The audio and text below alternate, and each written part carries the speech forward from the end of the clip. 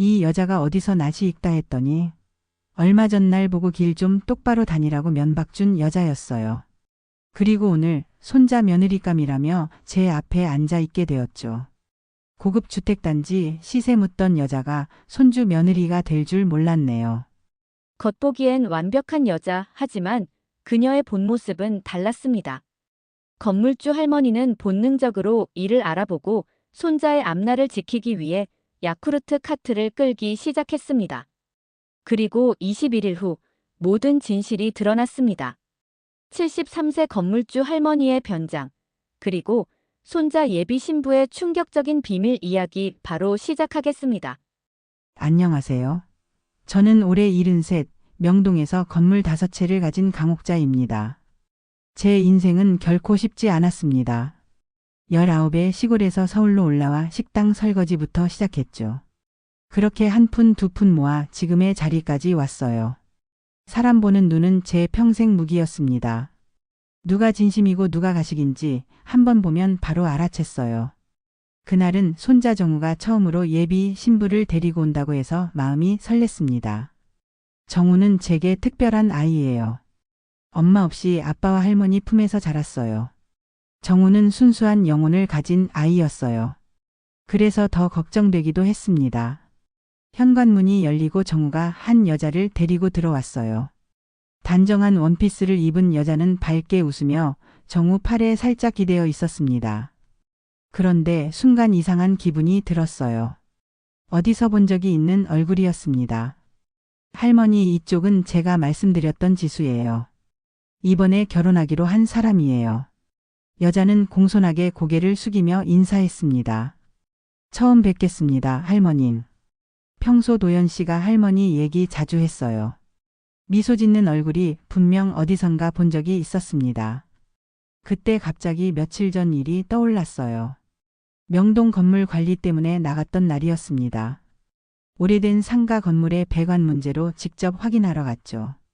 일을 마치고 돌아오는 길에 동네 부동산 중개업소 앞을 지나가고 있었어요. 그때 한 여자가 휴대폰만 보며 걷다가 제 어깨에 세게 부딪혔습니다.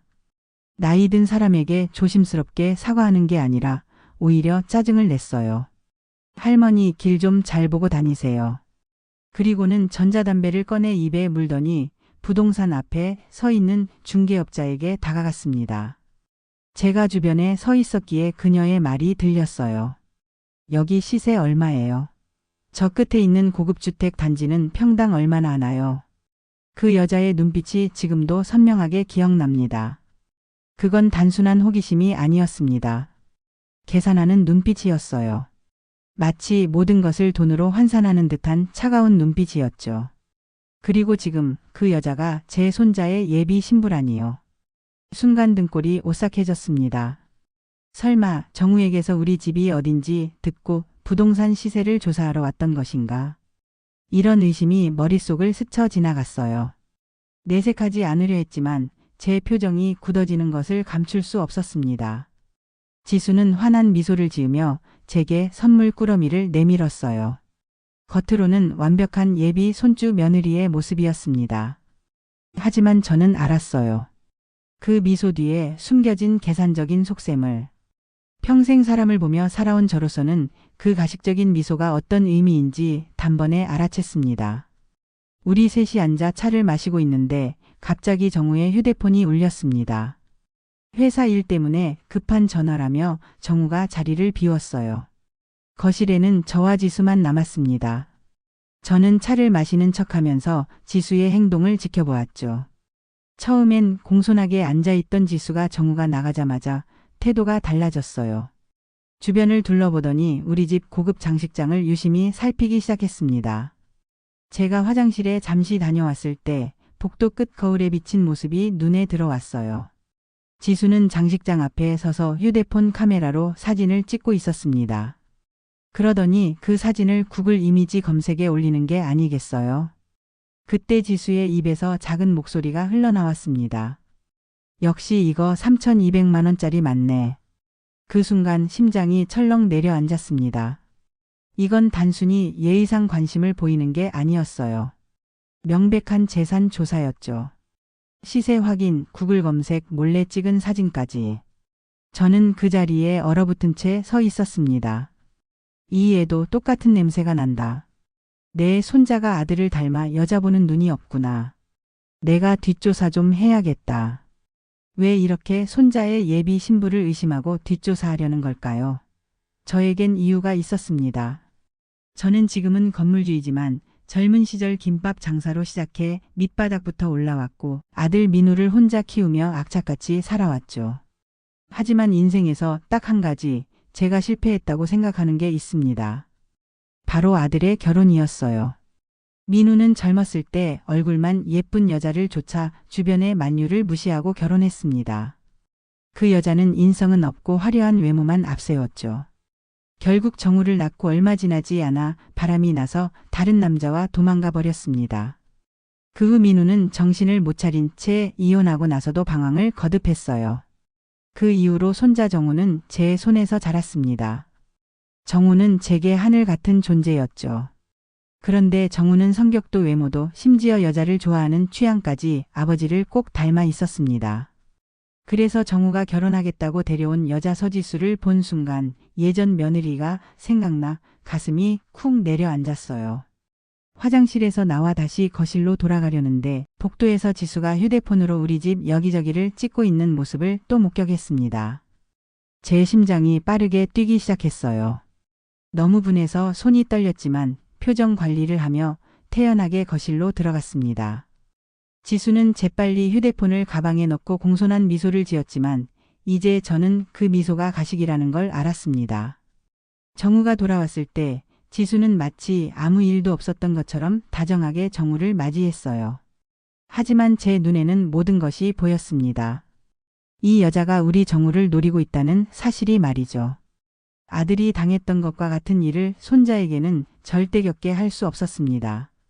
어떻게든 정우를 보호해야 했어요. 그날 저녁 저는 정우의 집에서 돌아와 혼자 밤새 생각했습니다. 지수라는 아이가 진짜 어떤 사람인지 제대로 알아봐야 했죠. 제가 건물주 강옥자로 다가가면 지수는 언제나 완벽한 예비 신부 연기를 할 테니까요. 그래서 결심했습니다. 사람은 약자에게 어떻게 대하는지가 본 모습이다. 저 아가씨를 아무도 모르는 위치에서 다시 봐야겠어. 다음 날 아침 일찍 제 오랜 친구이자 야쿠르트 대리점 여러 개를 운영하는 윤복순에게 전화했습니다. 복순이는 제가 어려울 때 도와준 친구라 어떤 부탁이든 들어줄 사람이었죠. 전화를 받자마자 제 계획을 설명했습니다. 복순이는 처음엔 놀라더니 곧 이해했습니다. 예비 손녀 며느리 얼굴이 궁금하다고 해서 사진을 보내줬습니다. 그랬더니 얼굴이 여시 같다며 손자의 장례를 위해서라면 무슨 일이든 해야 할 것 같다고 맞장구를 쳐줬습니다. 그날로 저는 야쿠르트 아주머니 교육을 받고 다음 날부터 정우의 회사 건물에 출근하기로 했습니다. 73세 나이에 무릎 관절염이 있는데도 야쿠르트 카트를 끌게 될 줄은 꿈에도 몰랐습니다. 하지만 손자의 앞날을 지키기 위해서라면 자존심 따위는 내려놓을 수 있었죠. 평생 장사하며 살아온 저에게 이 정도 고생은 아무것도 아니었습니다. 첫날은 정말 힘들었습니다. 요즘 야쿠르트 아주머니들은 밖에서는 전동 카트를 타고 편하게 다니지만 건물 안이나 좁은 골목길은 여전히 수동 카트를 끌고 다녀야 했죠. 특히 정우의 회사가 있는 건물은 꽤 높은 데다 층마다 여러 회사가 입주해 있어서 작은 카트를 끌고 이 사무실 저 사무실 배달하다 보니 무릎이 아파 죽을 지경이었어요. 그래도 야쿠르트 아주머니 모자를 깊게 눌러쓰고 마스크로 얼굴을 가린 채 정우의 회사층에 도착했습니다. 다행히 정우는 저를 알아보지 못했어요. 바쁘게 일하느라 야쿠르트 아주머니를 유심히 보지도 않았으니까요. 저는 카트를 밀며 서지수의 책상 앞에 섰습니다. 지수는 화려한 옷을 입고 화장을 진하게 한 채 컴퓨터 화면을 들여다보고 있었죠. 제가 인기척을 냈지만 지수는 고개도 들지 않고 손가락만 까닥거렸습니다. 아줌마, 그거 말고 유통기한 더 많이 남은 거 주세요. 그리고 저 냉장고에 넣어놔 주세요. 건물주 앞에서 그토록 공손하던 모습은 온데간데 없었습니다. 저는 아무 말 없이 그녀가 원하는 야쿠르트를 꺼내줬죠. 지수는 돈을 건네며 거스름 돈을 받으려고 손을 내밀었지만 저를 쳐다보지도 않았어요. 마치 제가 사람이 아니라 자판기인 것처럼 대했습니다. 이런 지켜보기를 며칠 동안 계속했어요. 지수는 정우 앞에서는 친절하고 다정했지만 야쿠르트 아주머니나 경비 아저씨, 청소 아주머니 같은 사람들에게는 눈길조차 주지 않거나 무표정하게 말을 툭 내뱉고 하대했습니다. 저는 이런 모습을 모두 눈에 담았습니다. 하루는 제가 카트를 밀다가 실수로 우유병 하나를 떨어뜨렸어요. 유리병이 깨지진 않았지만 우유가 바닥에 쏟아졌죠. 마침 지나가던 지수의 구두 한쪽에 우유가 살짝 튀었습니다. 지수는 무표정한 얼굴로 저를 내려다보며 말했습니다. 아, 진짜 눈 안 보이세요? 좀 조심하세요. 그 목소리에 담긴 차가움과 얼굴에 드러난 경멸이 저를 찔렀어요. 하지만 저는 참았습니다.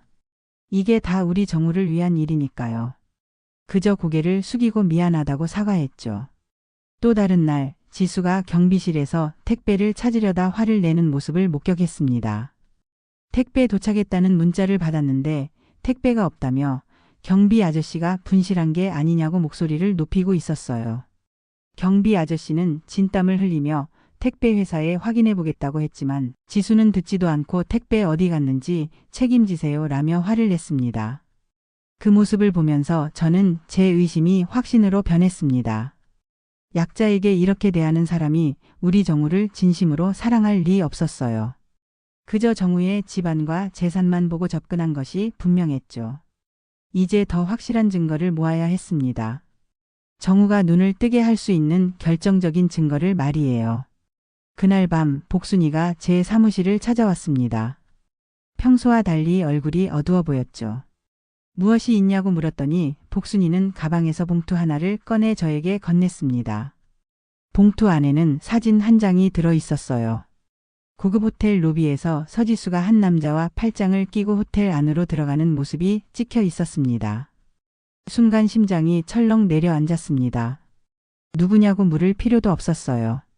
그 남자는 정우 회사의 최상훈, 유능하지만 유부남으로 알려진 중간 간부였습니다. 복순이는 호텔 근처를 지나다 우연히 두 사람을 보고 사진을 찍었다고 했어요.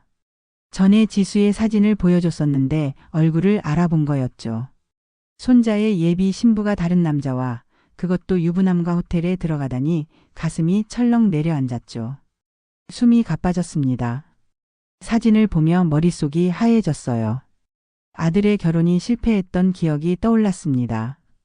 그때도 이런 징후들이 있었는데 눈 감아 버렸던 거죠. 하지만 정우의 경우는 달랐습니다. 하늘같이 소중한 손자의 행복이 걸린 문제였어요. 다음 날 아침 평소보다 일찍 야쿠르트 카트를 끌고 정우의 회사로 향했어요. 무릎은 아팠지만 진실을 직접 확인해야 했습니다. 전동 카트를 회사 앞에 두고 작은 수동 카트만 끌고 건물 안으로 들어갔어요. 엘리베이터를 타고 올라가며 떨리는 마음을 진정시켰습니다. 이러다 정우를 마주치면 어쩌나 싶었죠. 다행히 정우는 오전에 외부 미팅이 있다고 했으니 만날 일은 없을 거라 생각했어요. 사무실 복도를 지나던 중 저 멀리 서지수와 최상훈이 서로 눈짓을 주고받는 모습을 발견했습니다. 두 사람은 자연스럽게 계단문 쪽으로 향했어요. 분명 뭔가 있다고 직감했습니다. 카트를 복도에 두고 조용히 뒤를 따랐죠. 야쿠르트 아주머니 복장이 이렇게 도움될 줄이야. 아무도 저를 신경 쓰지 않았어요. 조용히 계단문을 열고 들어가니 충격적인 광경이 펼쳐졌습니다. 위층으로 올라가는 계단참에서 서지수와 최상훈이 서로 키스하고 있었어요. 순간 가슴이 뛰어 손에 든 야쿠르트 박스를 떨어뜨릴 뻔했습니다. 가까스로 소리를 내지 않으려 입을 막았어요. 너무 놀라 그 자리에 얼어붙었죠. 두 사람의 대화가 들렸습니다. 서지수가 최상훈의 넥타이를 정리하며 물었어요. 다음 승진은 문제없는 거죠? 최상훈은 서지수의 허리를 감싸며 대답했습니다. 걱정 말라니까. 잠시 후 최상훈이 다시 물었어요. 결혼 준비는 잘 돼가? 서지수는 한숨을 쉬며 대답했습니다. 할머니가 나를 별로 안 좋아하는 것 같아. 이번 주말에 다시 인사드리러 가서 쐐기를 박을 거야. 가슴이 찢어지는 것 같았어요. 손자를 생각하니 눈물이 나올 것 같았습니다. 정우는 지금 이 여자를 진심으로 사랑하고 있는데 저 여자는 정우를 이용하고 있었어요. 몸이 덜덜 떨렸습니다. 분노와 배신감, 슬픔이 한꺼번에 밀려왔죠. 감정을 추스르려 심호흡을 했지만 별 소용이 없었어요.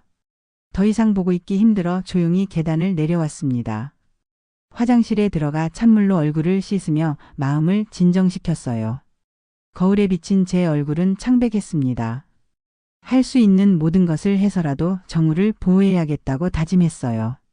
수십 년 넘게 쌓아온 경험과 지혜를 모두 동원해서 이 상황을 헤쳐나가리라 결심했습니다. 화장실에서 손을 씻고 있는데 갑자기 서지수가 화장실 칸 안으로 들어오더니 목소리가 들렸어요. 저에게 생리대를 가져다 달라고 부탁하는 내용이었습니다. 세상에, 이런 상황에서 그녀를 도와야 한다니요. 방금 전까지 도청하던 사람이라는 걸 알면 어떤 반응을 보일까 싶었습니다. 하지만 의심받지 않기 위해 저는 아무 말 없이 고개만 끄덕였어요. 화장실을 나와 여성용품 자판기에서 생리대를 구입했습니다. 손이 계속 떨렸어요. 칸막이 위로 생리대를 건네주는 순간 기분이 묘했습니다. 방금 전까지 제 손자를 배신하던 여자에게 지금 심부름을 해주고 있다니요. 서지수는 고맙다는 인사도 없이 생리대를 받았습니다. 그 모습을 보며 더욱 확신했죠. 이 여자는 우리 정우와 결혼할 자격이 없다고요. 여느 때와 같이 야쿠르트 아주머니로 배달하고 있는데 갑자기 누군가 제 어깨를 툭 건드렸습니다. 깜짝 놀라 돌아보니 한유진이라는 젊은 여성이 서 있었습니다. 지수의 직장 동료로 묵묵히 그녀를 지켜보던 인물이었죠. 한유진은 저를 알아보는 눈빛으로 바라봤습니다. 사실 몇 달 전 제가 정우 회사 건물을 지나다가 퇴근 시간이 맞물려 1층 로비에서 정우를 만난 적이 있었습니다. 저녁을 함께 먹으려던 참이었는데 그때 한유진이 정우에게 인사를 하면서 저에게도 공손히 인사를 건넸던 기억이 났습니다. 아마 그때 제 얼굴을 기억하고 있었던 모양입니다. 조용히 한유진을 인적이 없는 계단으로 데려가 비밀로 해달라고 당부했습니다. 그리고 지수가 어떤 사람인지 물었죠. 한유진은 잠시 망설이더니 진심 어린 목소리로 말해주었습니다.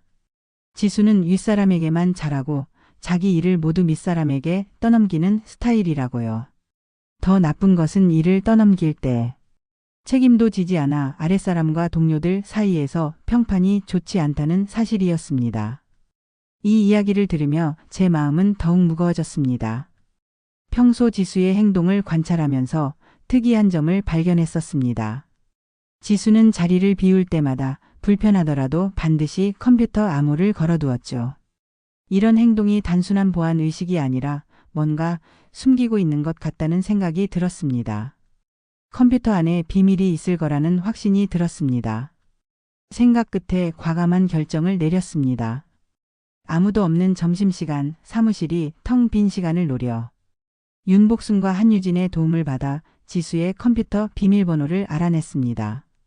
한유진은 정보팀에 친구가 있어 그쪽에 도움을 받았다고 했습니다. 들킬까봐 가슴이 두근거렸지만 손자의 행복을 위해서는 이 정도 모험은 감수해야 했습니다. 지수의 컴퓨터에 들어가자마자 카카오톡을 열었습니다. 그녀가 친구들과 나눈 대화들을 모조리 메모장으로 변환해 USB에 담았습니다. 시간이 없어 빠르게 작업했지만 제 손은 떨리지 않았습니다. 73세 나이에도 손자를 위한 일이라면 이런 첨단 작업도 문제 없었습니다. 집에 돌아와 대화들을 하나하나 읽어보면서 충격적인 사실을 알게 됐습니다. 지수는 정우가 경력직으로 입사했을 때부터 그가 부자라는 것을 눈치챘다는 내용이었습니다. 평소 명품에 관심이 많았던 지수는 정우가 입고 다니는 옷과 신발들이 평범해 보이지만 아는 사람들만 아는 명품이라는 것을 알아본 것이었습니다. 가슴이 아팠습니다. 어렸을 적 엄마 없이 제 손에 자란 손자가 안쓰러워 어디 가서든 기죽지 않았으면 하는 마음에 사회인이 된 이후부터는 아는 사람만 아는 명품들을 사줬던 것이 화근이었습니다.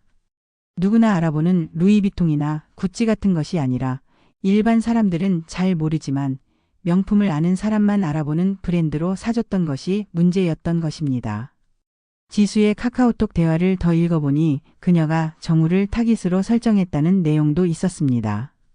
정우가 부잣집 손자라는 것을 알게 되자 지수는 SNS까지 조사했더군요. 심지어 인사팀에 있는 친한 사람에게 본가가 어디인지 알아내 등기부등본까지 떼어보고 가족관계 증명서를 통해 가족관계까지 파악했다고 했습니다. 가장 충격적인 것은 친구들과의 대화에서 정우는 출구 전략이라고 말한 부분이었습니다. 더 이상은 안 되겠다 싶어 손자와 지수를 주말에 집으로 초대했습니다. 단독주택의 옥상 식당은 제가 손수 꾸민 옥상 정원이 있고 작은 테이블과 의자가 아늑하게 놓여 있었고 직접 준비한 음식들이 가득했어요. 한강 전망이 내려다 보이는 전망 좋은 자리였죠. 이런 특별한 장소에 정우를 데려온 것은 오랜만이었습니다. 정우는 제가 초대했다는 사실에 무척 기뻐했어요. 오랜만에 보는 손자의 얼굴에는 들뜬 표정이 가득했습니다. 반면 지수는 미소를 짓고 있었지만 어딘가 긴장한 기색이 역력했어요. 그 긴장을 숨기려는 노력이 오히려 더 눈에 띄었죠. 손가락을 자꾸 꼼지락거리며 불안한 시선을 여기저기 두는 모습이 제 눈에 들어왔습니다. 과연 무슨 생각을 하고 있는지 궁금했어요. 테이블에 자리를 잡고 앉아 식사를 시작했습니다. 아들 민우도 함께였어요. 음식을 나눠 먹으며 담소를 나누던 중 정우가 갑자기 목소리를 가다듬더니 설레는 표정으로 말했어요. 할머니, 사실 좋은 소식이 있어요. 지수가 임신했어요. 그래서 결혼을 서두르려고 해요. 제대로 허락해 주셨으면 해요. 그 말을 들은 제 아들 민우는 옆에서 마냥 좋아했어요. 손자가 생긴다는 소식에 얼굴 가득 웃음을 띠고 있었죠. 민우는 손뼉을 치며 기뻐했습니다. 하지만 저는 그 순간 손이 떨리기 시작했어요. 며칠 전 계단에서 들었던 지수의 말이 떠올랐습니다. 최상훈에게 할머니가 나를 별로 안 좋아하는 것 같아. 이번 주말에 다시 인사드리러 가서 쐐기를 박을 거야라고 했던 말이 귓가에 울렸어요. 그 쐐기가 바로 가짜 임신이었던 것이죠. 머릿속이 복잡해졌습니다. 불과 며칠 전까지 제가 화장실에서 지수의 생리대 심부름까지 했는데 갑자기 임신이라니. 너무나 어이가 없었어요. 심장이 빠르게 뛰었지만 차분함을 유지했습니다. 평생을 살아오며 쌓아온 인내심이 이런 때 빛을 발했죠. 천천히 자리에서 일어나 주머니에서 마스크를 꺼내 썼어요. 그리고 옆에 걸어둔 야쿠르트 유니폼 모자도 머리에 썼습니다. 모두가 의아한 표정으로 저를 바라봤어요. 정우는 혼란스러운 눈빛으로 제 행동을 지켜봤고 지수는 불안한 표정으로 제 모습을 응시했습니다. 차분한 목소리로 말했어요. 무슨 소리야? 내가 너 생리대 심부름 했는데 임신이라니? 내 얼굴 자세히 봐. 나 모르겠어? 그 순간 지수의 얼굴이 창백하게 변했습니다. 그녀는 완전히 얼어붙었고 그 모습을 본 정우는 혼란스러운 표정으로 지수를 바라봤어요. 아무것도 이해하지 못하는 눈빛이었죠. 민우도 상황 파악이 안 된다는 듯 저와 지수를 번갈아 쳐다봤습니다. 그동안 너희 회사 야쿠르트 배달을 했는데 지수 너 아주 못된 년이었더라. 임신은 거짓말이고 정우 몰래 바람피는 상대도 있고. 정우가 좋은 것도 아니고 부잣집 자식이라 결혼하려는 거잖아. 맞지? 지수는 사시나무처럼 온몸을 떨었어요. 정우는 말했습니다. 할머니, 그게 사실이에요. 저는 테이블 위에 지수와 최상훈이 호텔에서 나오는 사진을 올려놨죠. 테이블 위에 펼쳐진 증거들을 보며 지수는 처음에는 발뺌하려 했습니다. 얼굴이 창백해진 채로 손을 떨며 그런 적 없다고 사진이 조작됐다고 변명하는 모습이 애처로워 보이기까지 했습니다. 하지만 증거는 너무도 명확했죠. 제가 노트북을 열어 녹취 음성과 카카오톡 대화를 모두 재생하자 더 이상 부정할 수 없게 되었습니다. 정우는 노트북 화면을 바라보다가 천천히 고개를 들어 지수를 바라봤습니다. 그의 눈에는 배신감과 슬픔이 가득했죠. 목소리를 가다듬으며 조용히 물었습니다. 나를 사랑한 게 아니라 그냥 이용하려던 거였어? 내 배경과 재산이 좋았던 거야? 지수는 아무 대답도 하지 못했습니다. 그저 표정이 무너지며 고개를 숙일 뿐이었죠. 그 모습을 보니 갑자기 옛 기억이 떠올랐습니다. 아들 민우가 당했던 일과 너무나 비슷했어요. 마치 과거의 상처가 다시 재현되는 것 같았습니다. 더 이상 참을 수 없어 자리에서 일어나 단호한 목소리로 말했습니다. 내 아들은 너 같은 여자한테 당했고 그 때문에 내 손자는 엄마 없이 컸어.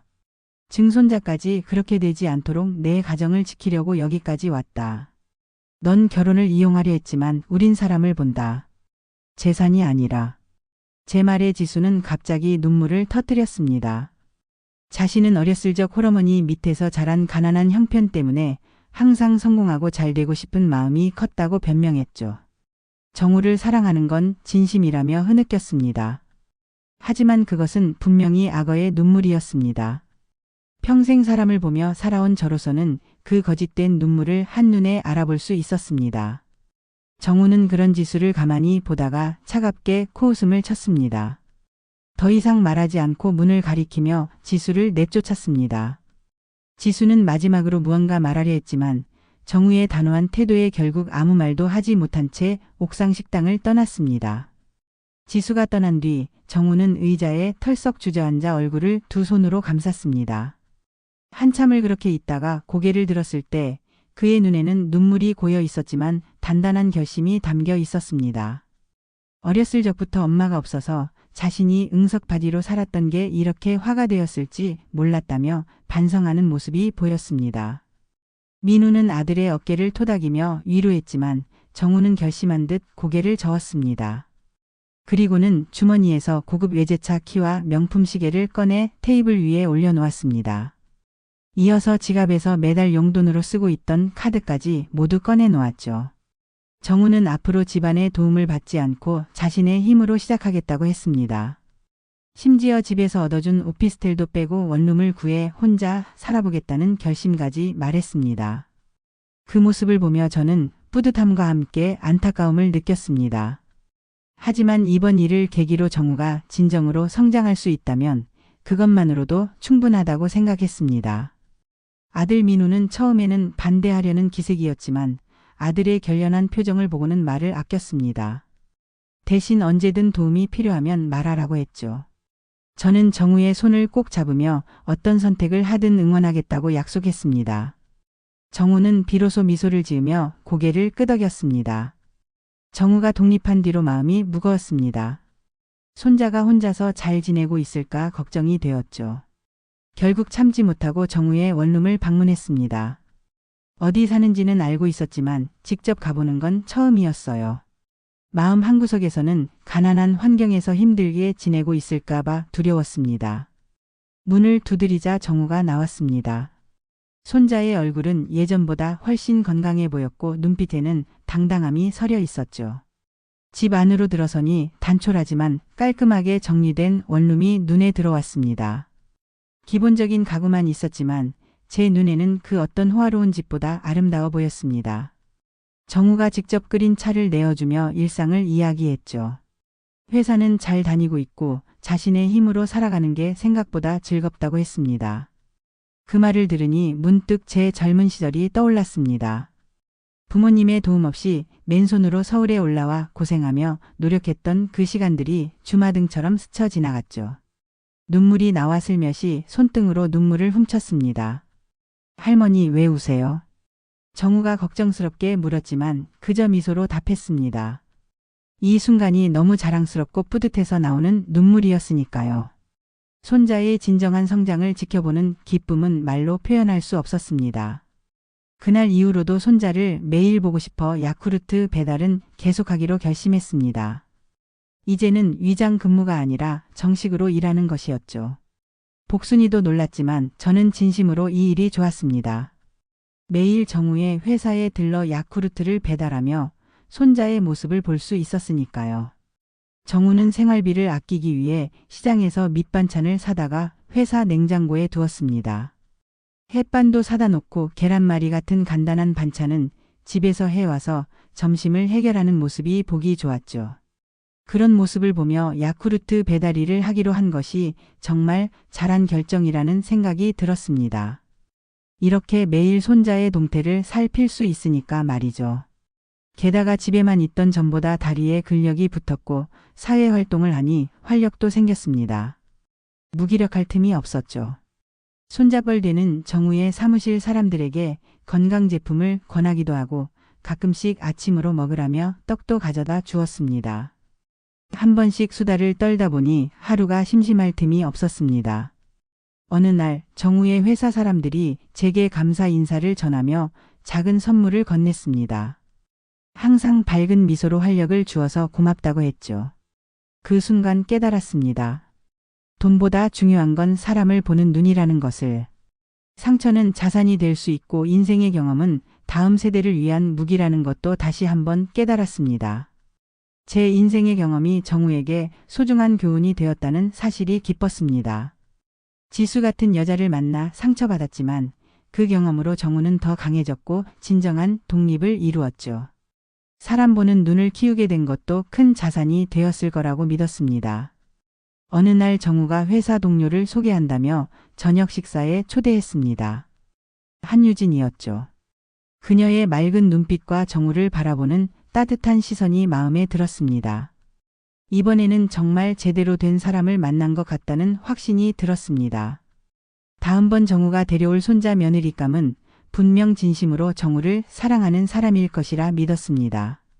이제는 명동 건물주로 앉아서 세월을 보내는 것보다 야쿠르트 아주머니로 활기차게 지내는 제 모습이 더 행복하게 느껴졌습니다.